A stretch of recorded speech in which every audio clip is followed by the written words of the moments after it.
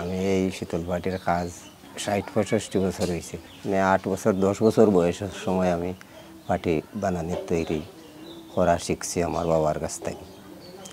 এটা আমরা বংশধরেও করিয়ে আইছে। আমার দাদাইও করছে, বাবাইও করছে, আমি ওইটা ধরিয়া রাখছি। এইটার পিছনে আমি ঢাকায় ৪০-৪৫ বছর ধরে ঢাকাত সরকারি বেসরকারি সব অনুষ্ঠানগুলো আমি গেছি, অংশগ্রহণ করছি। জাতীয় জাদুঘর, শিল্পকলা, বাংলা একাডেমি, নারায়ণগঞ্জ জাদুঘর সবখানেও আমি অংশগ্রহণ আমার আছে। আমি অনেক পুরস্কার পাইছি। সরকার থেকে জাতীয় পুরস্কার পাইছি ৫ লক্ষ টাকা। আর তারপরে এই চীন থেকে পাইছি একটা ২ লক্ষ টাকা। সরকার থেকেও আমার দক্ষিণ কোরিয়া ইউনেস্কো যে সময় স্বীকৃতি দেয় এ সময় দক্ষিণ কোরিয়া, চীনও নিছে আমারে, বিভিন্ন দেশে নিছে। তা এই মালগুলা আমার যে তৈরি করি এগুলা তারা এই ঢাকায় শাখা আকল আছে, তারা বিদেশ পাঠায়। আমার কাছ থেকে নিয়ে করিয়া নিয়ে বাইরের রাষ্ট্রে যায়। অনেক মানুষ আছিল কাজ করতে নাই। একটা পার্টি তৈরি করতে, ভালো একটা পার্টি তৈরি করতে হলে ২ মাস, ২.৫ মাস, ৩ মাস লাগে। দিয়ে ১৫ দিন দিছে একটা পার্টি, নর্মাল যেগুলো আছে ১৫ দিন লাগে। তো ১৫ দিন যেটা লাগে ওইটা ৩,০০০, ৩,৫০০, ৩,০০০ টাকা, ৩,৫০০ টাকা ১৫ দিন কাজ করিয়া কীরকম পুষবো, এই কারণেও মানুষে এটা বাদ দিলেইছে। আর যারা বালা পার্টি মাস ১.৫ মাস, এটা হয়তো ৭,০০০, ৮,০০০ মানুষের পুষে না, গতিকে মানুষে এটা বাদ দিলেইছে। এখন কত হইলো এটা ধরিয়া রাখতে হইলে তো একজনের আমরার মতো রাখার কোনো সময় সরকার থেকে যদি কোনো সাহায্য কোনো না মিলে তো এটা কীরকম প্রশিক্ষণ দিয়ে আরিয়া নতুনভাবে মানুষের শিখাইলে হয়তো এটা টিকাইয়া রাখা যেতে পারে। আমার বাবা ইউনেস্কো স্বীকৃতি পেয়েছেন শীতল পাটির উপরে। বাংলাদেশের মধ্যে সর্বশ্রেষ্ঠ পুরস্কার যেটা আজীবন সম্মাননা পুরস্কার জয়নুল আবেদিন, যেটা এটাও বাবা পেয়েছেন। চীন মৈত্রী সম্মেলনও পুরস্কার পেয়েছেন, আরও অসংখ্য পুরস্কার আছে। তো এটা মূল বিষয় হচ্ছে কি আমরা এই যে শীতল পাটিটা তৈরি করি কীভাবে।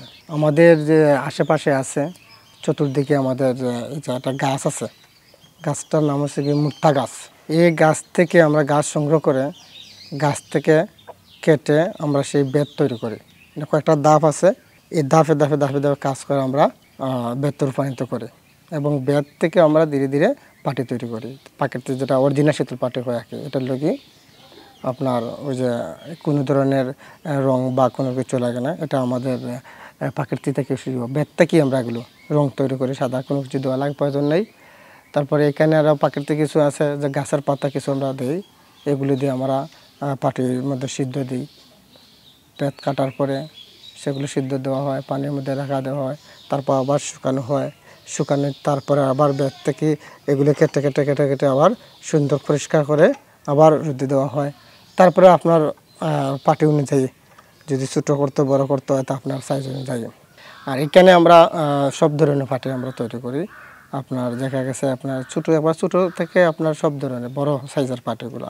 সে বড় হলে আমরা বাংলাদেশের মধ্যে যত সরকারি প্রতিষ্ঠান আছে এগুলো আমাদেরকে তারা ইনভাইট করে, আমরা সেখানে যাই, এখানে মেলায় অংশগ্রহণ করি, প্রদর্শনীতে অংশগ্রহণ করি, বিভিন্ন জায়গায় আমরা শিখাই। বর্তমানে তো দেখা গেছে এই পাটির শিল্পটা আগের তুলনায় যদিও চাহিদা বৃদ্ধি পাইছে, কিন্তু উৎপাদন শিল্প কিন্তু কমে গেছে।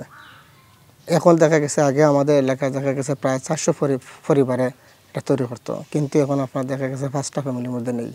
তো এইরকম যদি থাকে, উৎপাদন একবার কমে যায়, তাহলে আমার মনে হয় না ভবিষ্যৎ এই শিল্প কতটুকু টিকে থাকবে। এটা প্রশিক্ষণের ব্যবস্থা করার জন্য এবং তাদেরকে যারা বয়স্ক আছে এদেরকে অনুদানের চেষ্টা করতেছি, যাতে সরকারি পক্ষ থেকে কোনো ধরনের অনুদান দেওয়া হয় এবং পাঠ্য বইয়ের অন্তর্ভুক্ত করতে হবে বিষয়টা, যেহেতু ইউনেস্কো কর্তৃক স্বীকৃতিপ্রাপ্ত।